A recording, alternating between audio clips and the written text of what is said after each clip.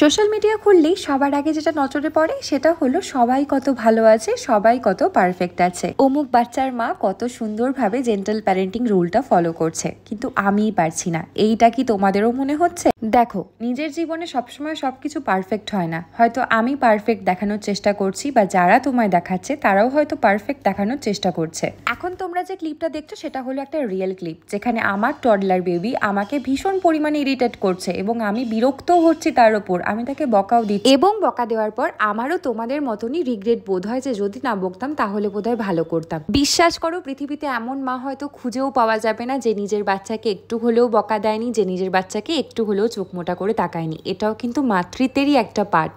তাই দয়া করে সোশ্যাল মিডিয়ার ইঁদুর দৌড়ে কিন্তু তুমি তোমার নামটা লিখিয়ে ফেলো না। তুমি নিজের মতন তোমার মাতৃত্ব পালন করো। তোমার বাচ্চাকে তোমার থেকে ভালো কেউ বুঝবে না। তোমরা জিজ্ঞেস করো আমি এক্সস্টেড ফিল করি কিনা। আশা করছি এই ভিডিওটা হেল্প করবে।